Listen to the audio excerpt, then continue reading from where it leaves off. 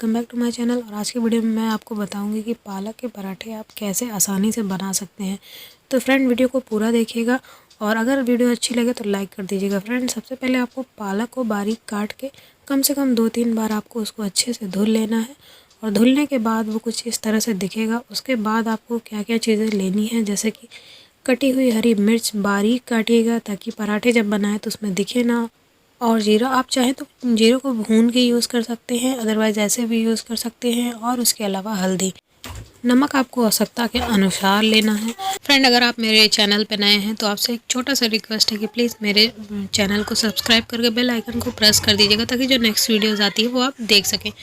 तो फ्रेंड ये मैंने ले लिया है आटा और इसमें जो मैंने कटे हुए पालक थे उसको मिला लिया है और साथ ही साथ जो इंग्रेडिएंट्स मैंने बताए थे वो सब मैं इसमें एक एक करके मिला रही हूँ और उसको अच्छे से मिक्स कर लेना है। तो अभी मैं इन सबको मिलाने वाली हूँ और मिलाने के बाद इसको जैसे सिंपली आटा को गूँथा जाता है उस तरह से गूँथ लीजिएगा। गूँथते समय मैंने थोड़ा सा इसमें रिफाइंड ऑयल मिलाया है, आप चाहें तो इसमें देसी घी मिला सकते हैं, लेकिन मैंने यहाँ पे रिफाइंड ऑयल मिक्स किया है इसके साथ।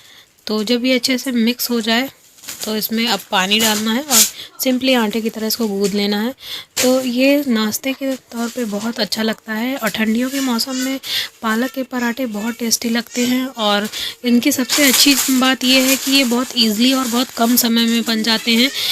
इनफैक्ट जो आपके आलू के पराठे बनते हैं उससे भी कम एफर्ट लगता है। और इसको बनाने का एक तरीका ये भी है कि आप चाहें तो पालक को बॉयल करने के बाद बना सकते हैं, लेकिन मैंने इस मेथड को यूज़ किया है क्योंकि ये बहुत ही इजी मेथड है। बॉयल करने में थोड़ा सा टाइम लगता है और आप डायरेक्ट अगर काट के बनाते हैं तो जल्दी बन जाता है और टेस्ट लगभग दोनों का सेम ही आता है। तो इसलिए मैंने इस तरह बनाया है, आप इसको एक बार ट्राई करिएगा। पालक स्वास्थ्य के लिए बहुत लाभदायक होता है और इनफैक्ट मैं इसको इसलिए भी बना रही हूँ ताकि मैं इसे ओजस को खिला सकूँ। तो ओजस खाने में, सब्जियों को खाने में बहुत नाटक करता है, तो इसलिए उसको मैं पराठे के रूप में बना रही हूँ ताकि वो खा सके।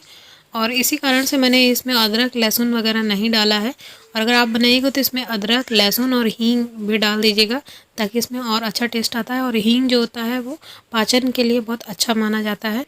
आटा गूँथते समय आपको एक चीज़ ध्यान में रखनी है कि जब आप इसमें पानी मिक्स करें तो धीरे धीरे थोड़ा थोड़ा करके पानी मिक्स करें, क्योंकि जो पालक होता है वो ऑलरेडी पानी छोड़ता है। अगर आप एक साथ ढेर सारा पानी डाल देंगे तो ये जो आटा है वो गीला हो जाएगा और पराठे बनाने में प्रॉब्लम होगी। तो थोड़े थोड़े पानी को मिक्स करते जाएं। और आपको जो आटा बनाना है वो बहुत ना तो टाइट बनाना है ना ही बहुत लूज़ बनाना है, ऐसा बनाना ताकि पराठे आराम से बन सके। तो मैं इसके साथ बस सॉस के साथ इसको खाने वाली हूँ। और आप इसके साथ अगर टमाटर की चटनी बनाते हैं तो बहुत टेस्टी लगेगा, या आप चाहें तो आम के अचार के साथ भी खा सकते हैं और चाय के साथ ये बहुत ज़्यादा अच्छा लगता है। तो अब जो आटा मैंने गूँथा था वो रेडी हो गया है। अब मैं इसको थोड़ी देर रख दूँगी और करीब 10 से 15 मिनट के बाद मैं फिर पराठे बनाऊँगी। तो ऐसा करने से पराठे जो होते हैं एकदम परफेक्ट बनते हैं, साइड साइड से वो फटते नहीं हैं। तो अब मैं पराठे बना रही हूँ। तो ये मेरा पराठा बन गया है और अभी मैं आपको दिखाती हूँ अपना टेस्टी टेस्टी पालक का पराठा, और ये है रेडी। तो फ्रेंड आप बताइएगा कि आपको ये वीडियो कैसी लगी, और अगर अच्छी लगती है तो प्लीज़ लाइक कर दीजिएगा, चैनल पर नए हैं तो सब्सक्राइब कर दीजिएगा। आज की वीडियो में इतना ही, मिलते हैं नेक्स्ट वीडियो में। Till then bye.